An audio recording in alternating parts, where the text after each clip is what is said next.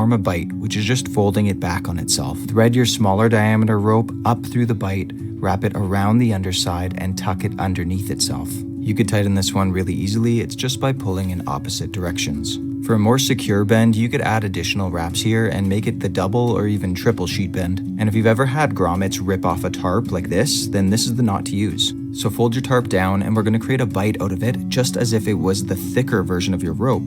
And now we'll slide our thinner rope through, around, and underneath itself. And that's a good way to remember the sheet bend because it's used to tie sheets, or originally sails in sailing. And here you could use it for tarps. It creates a really good bind, and you could wrap it around twice if you want to add more security. This time I'm wrapping over top, which actually adds a lot more security on tarps. Now that our ropes are connected and long enough, we can now attach it to that tree. And you're gonna learn 3 amazing options for this. Do you want a rock solid secure loop? Or maybe a fast and easy quick release knot? Or my personal favorite, an adjustable hitch so you could get your tension just right. Let's start with the secure loop. We're gonna tie the infamous bowline knot. The bowline is considered the king of knots. You might have heard of it before, but found it too confusing to tie. I'm gonna show you a really easy way to remember it. For the first step, we're gonna visualize turning the keys to a car. Because we're facing a tree, we're gonna do the motion of turning a car off. See this motion here? It's like the keys turning, which creates your loop. Now take your free end and go up through the loop, around the back side of that standing line, and back down through the loop. And to tighten, you just pull all the ends and you have your bowline. The knot should look like this with that definitive U-shaped wrap there. It's commonly used on tent rain flies or pretty much anywhere you need a secure attachment point.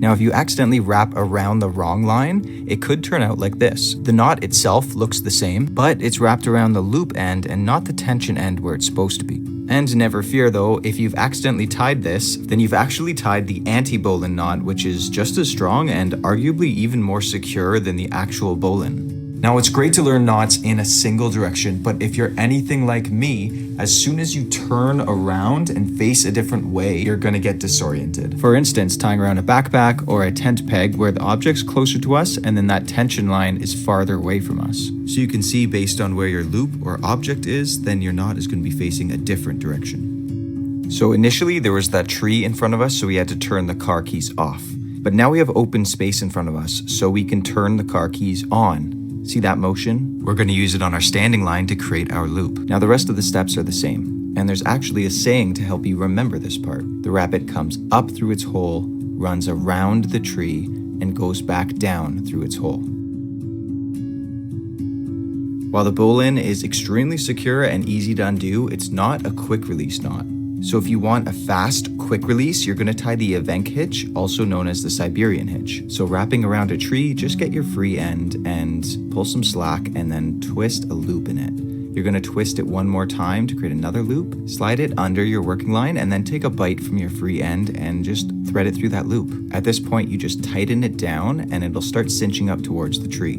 When you pull it tight, you're gonna see that knot just lock in place, and now you have a secure line. And see this tag end right here? All you have to do is pull it and the whole thing comes loose. As the name sort of suggests, this knot is one of the best to tie when you have big winter gloves on, but is generally just a great knot to tie in a pinch when you want a quick release. Now let's say you instead want to adjust the perfect tension on your line. One of my favorite and most used knots is called the taut line hitch. This is a type of friction hitch, meaning it's completely adjustable. You could push on the knot and slide it along your rope and that'll tighten your line, or you could slide it the other way and it'll loosen your line. And while there are so many uses for this knot, my favorites are when you need to adjust the tension just perfectly on multiple sides. So that could be cinching up tent or rainfly stakes, setting up clotheslines, or one of the most common, getting that perfect tension on your tarp ridgeline. It's also one of the simplest knots to tie and can be tied with any type of glove with ease.